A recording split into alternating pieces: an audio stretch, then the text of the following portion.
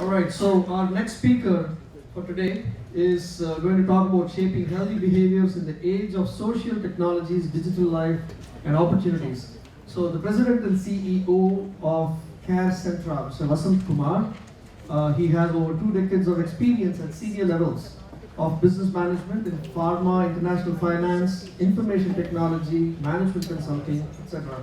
As the CEO of Scriptlogic, the parent company of CareCentra, Vasanth has spent more than a decade engaging individual physicians, healthcare thought leaders in conversations around health and health decisions. So he's also an author, columnist on strategy, information economics, and knowledge management.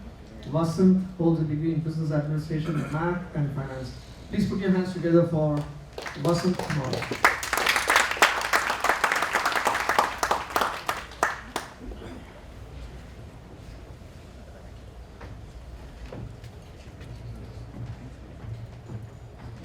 Thank you so much.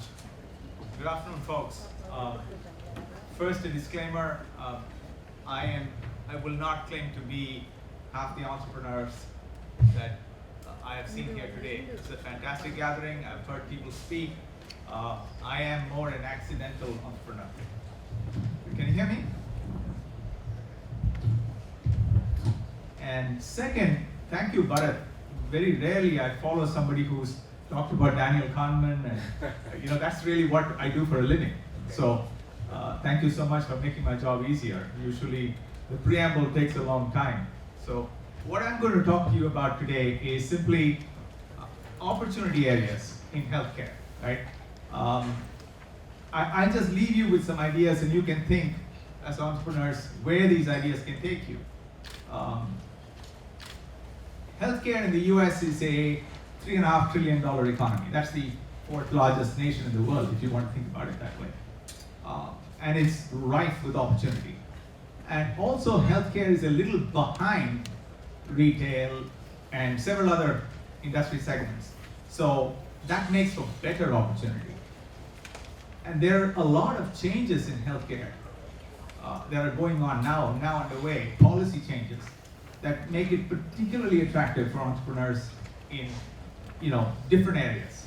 And so I'm going to share a few ideas with you, a few thoughts, and then leave it for you to decide.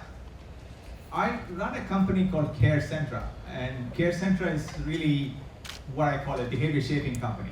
We call it computational behavior design, and that's a sort of mouthful, but the clients for CareCentra are all large US healthcare establishments, either pharma companies or hospitals or insurance companies, all to do with healthcare. So let me talk to you a little bit about, I will be brief on CareCentra, but I'll really talk to you about the trends. CareCentra the mission of CareCentra is to help people take the healthiest possible actions at any given time. And in order to do that, we have built what we call a patient engagement platform.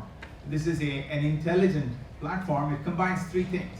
It combines behavioral psychology, which is the first. The second is deep analytics, and it is fairly sophisticated analytics. And the third piece is personal technologies. How do you use a combination of these 3 to help patients take the right kind of action possible at all times? And therein lies the opportunity. We also, in order to do this, had to build 3 critical relationships, because some of it is cutting edge. We have built 3 academic relationships. One is with Harvard, the business school. They have the Harvard Health Initiative. The second is in Stanford, which does some interesting behavior design work. And the third is Princeton, the Daniel Kahneman Center for Behavioral Economics right here. They have done some amazing work in behavioral economics. So we had to tie up with all 3. This is a confluence of 3 different disciplines. And each of these 3 institutions have 3 different strengths. So that's just by way of background. Now, what are these 3 trends I'm talking about? It is a confluence of social psychology, advanced analytics, and personal technologies, right? So what's happening? You're going from a more generalized form of healthcare, something that fits all, right? All patients, the more generalized model, to a more specific model. You're going from, sort of curing disease to preventing disease. you're going from a general population approach to something that's more personal. All healthcare is getting a lot more personal. And precision medicine, genetics is driving that in a big way. And you saw Bharat's slide, a baby born today can live 142 years. And that's for real. I mean, it's in all our sort of health economic designs, that is taken for granted that would be the lifespan of children being born today. So, I would not be surprised at all if most of us here cross 100. Those numbers are, it might seem strange even now, but we see it for real in population economics when we do our modeling. So that's for real. So what is the confluence of these three things we need, right? Social psychology. Let's talk about that very briefly, one by one. The first is about dealing with behavior bias. And Bharat touched upon it a little. Patients are irrational, like any of us. Patients are irrational. The ability to sort of make patients understand where this whole thing is headed, why they ought to do what they have to do. If they were all perfectly rational in our world, we wouldn't have smokers, for example, right? All of us know that it's not the best thing for us. But how do you therefore take some of those biases and then inform patients? So social psychology is dominant. Some of Kahneman's work, some of Taylor's work from the University of Chicago has played into this in a big way. And we are at CareCentra. We are one of the first companies to apply nudge theory in patient management. And we did a major clinical trial. The name you see there is Intermountain Health. Intermountain is one of the largest healthcare systems in this country. And they're begun to use, nudging technologies to deal with their patients. And what's also fascinating is because consumer behavior is becoming important in healthcare, consumer experience, patient experience is becoming important. There's a lot of patient centricity, and therefore patient experience counts for example, this hospital has hired the chief experience officer from Disney to run their patient engagement system.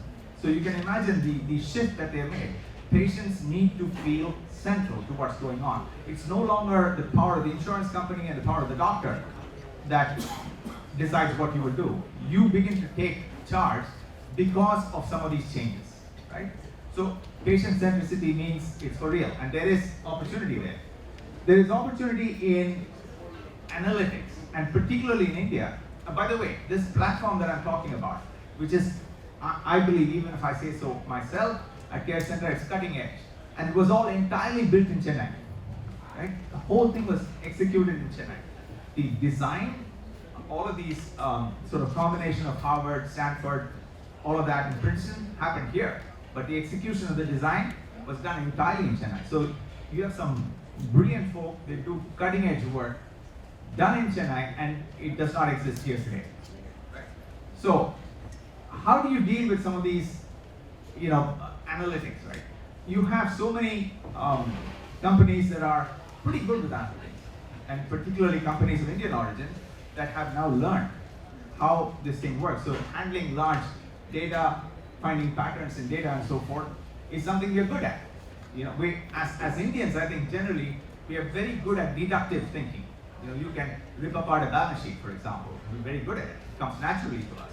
If you, sort of what is called inside-out thinking, the ability to deal with programming, again, is structured inside-out thinking. And it's a natural fit. Analytics is a natural fit. But where analytics is headed is interesting in itself. 51% of the world is connected on the internet now.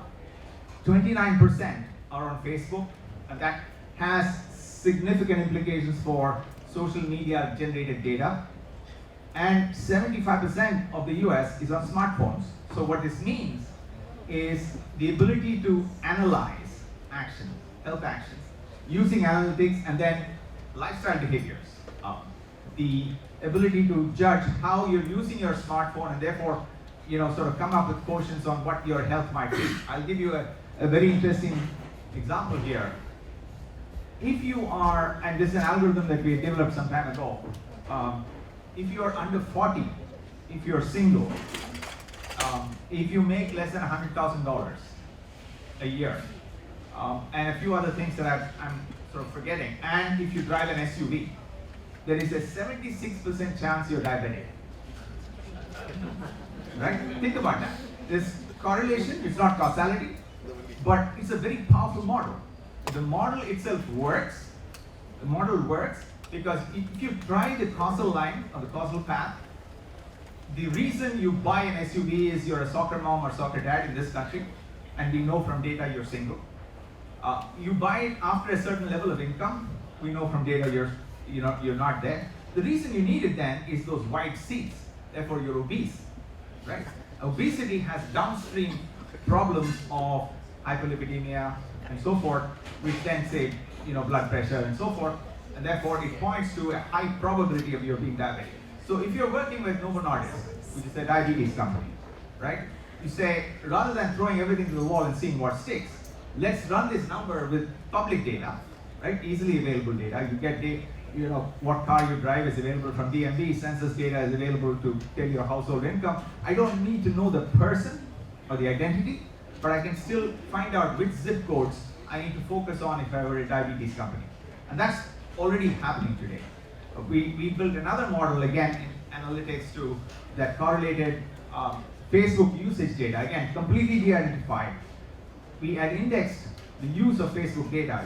Essentially, it said, when does it go up? When does it go down in any given day or over a period of time? It was for 6 months. It was bounded data. We got this data set of Facebook usage from the south of London, actually.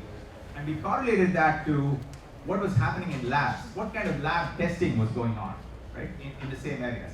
It's because we understand lab informatics and so forth. But the interesting correlation, again, not causality, but correlation was, if Facebook usage went up, certain testing revenues went up.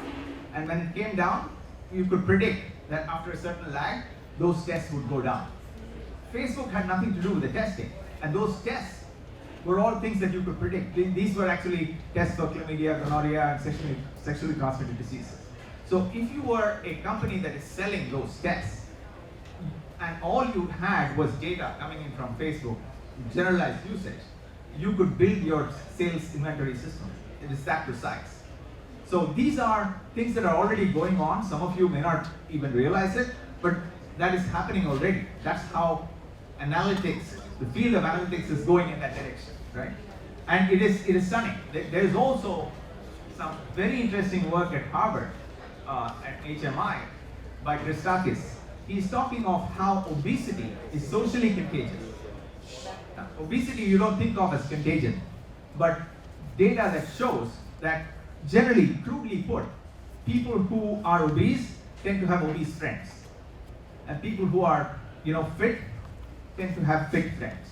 So tell me who your friends are and I'll tell you how your health goes. Right? So this is fascinating and this is already being used. This is all, I'm not talking to you about something that's coming. It's already being done. Just to give you an idea of where analytics is headed. And then finally, personal technologies, right? You have some very, very interesting trends in personal technologies. Not just in Fitbit and so forth. We have just come off a massive study in heart. You saw that slide early on how you use nudging technologies for helping patients who are on heart disease. What is interesting about the study is the median age in that study was 60, right? And 35% of the participants in that study had Fitbit or Apple Watch or so forth. It's a myth that it's only the young people, the millennials, that use all these devices. I think the seniors are using those devices even more, and they're using it more effectively. Smart scales and so forth. That's the world. The world of personal technologies is taking on in a substantial way. So any of you entrepreneurs that are thinking of opportunities, I think it's all these three areas, right? There is behavioral psychology, there is analytics, and personal technologies, and how you can combine them. My only thought for you would be, if you're thinking of startups in these areas, and this applies to pretty much any segment, nothing unique about healthcare, I would say try at least a combination of two things. I find a lot of people are focused only on analytics and going deep in analytics. Analytics is a crowded space, right? It's difficult for you to make a new case for it and why you're better. But if you combine it with a domain, or if you combine it with personal technologies and say, I have the ability to combine these two, that is a fascinating story. And I will leave you with the last thought, which is in personal technologies. Last month, I got a call from a company called Telefonica. Some of you might know Telefonica out of Spain is a massive telecom company. You know, they are the Verizon of that place. Now, Telefonica has spun off a company called Telefonica Alpha, and that's what they call a moonshot company. So basically, they set aside a separate company, gave them some budgets and said, go ahead, do anything, whether it is healthcare or whichever area, and we'll fund you. So they set shop in Boston. And the CEO, because of our Boston connections, called. And here was his question, and it's important. This is something that can be replicated easily in India. His question was this. He said, Vasanth, I'll make available to you 17 years of cell phone usage data, mobility data. And this is on 700 million cell phones, right? So basically he says, I've got 700 million users, phone numbers that we have tracked over the last 17 years, literally since the dawn of when they started. Now, what you will get in it is simply mobility data. You won't get the details of calls and so forth, when they used the phone, where they were, and that kind of thing.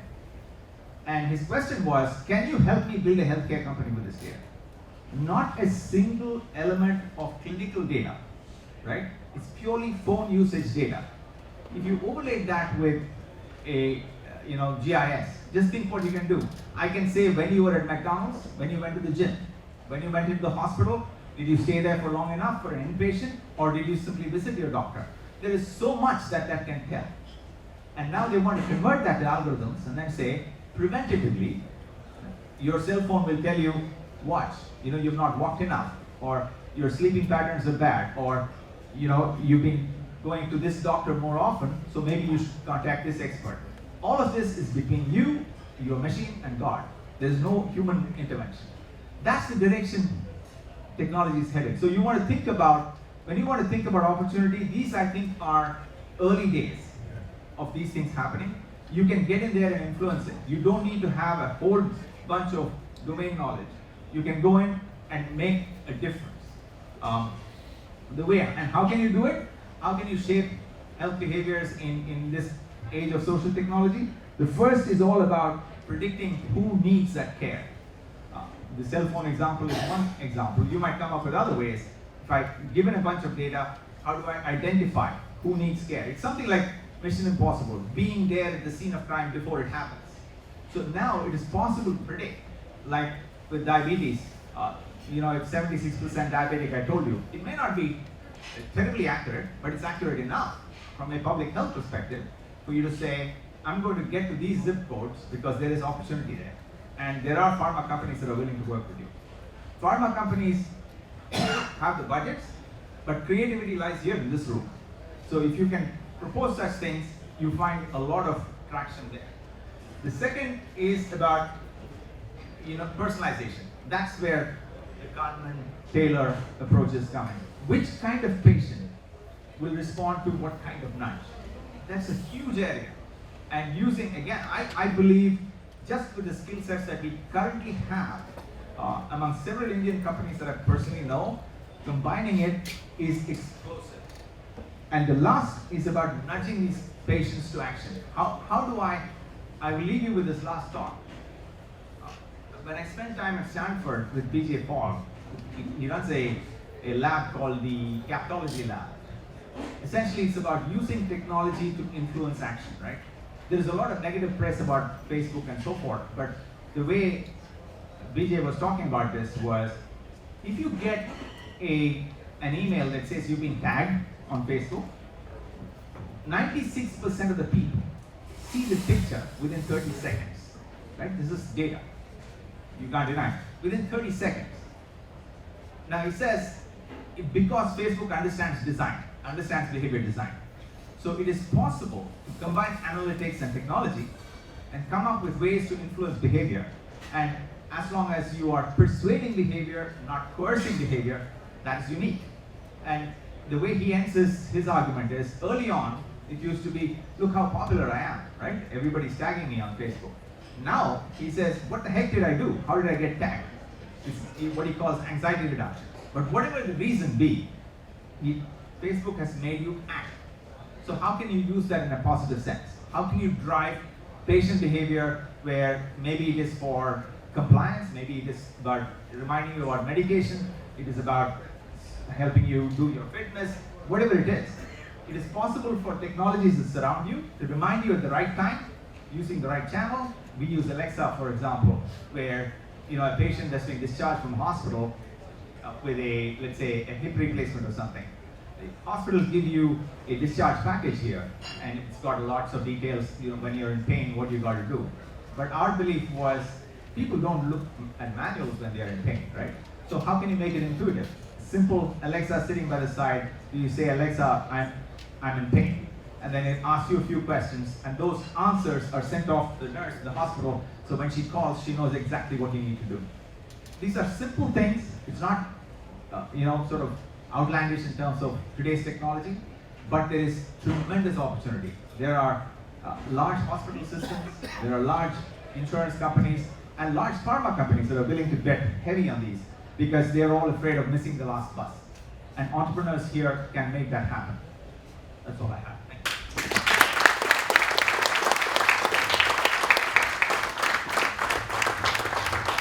Thank you, Vasanth. Please stay for one quick question if anyone has any.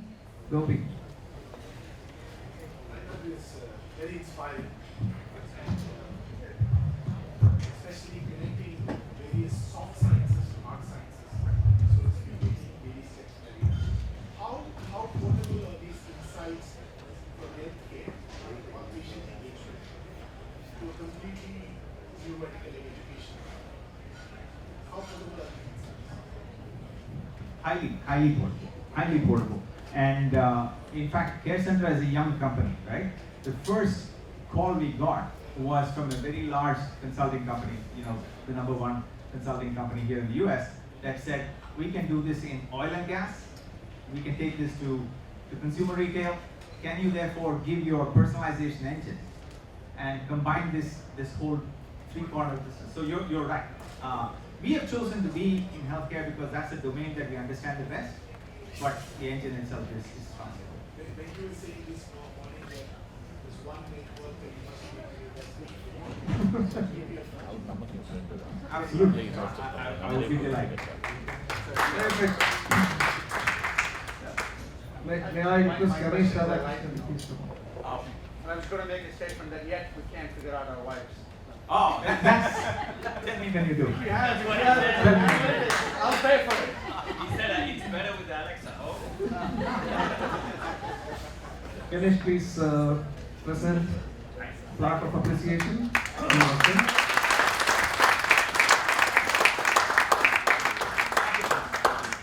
Thank you, ladies and gentlemen. We are going to have a couple of quick announcements to make.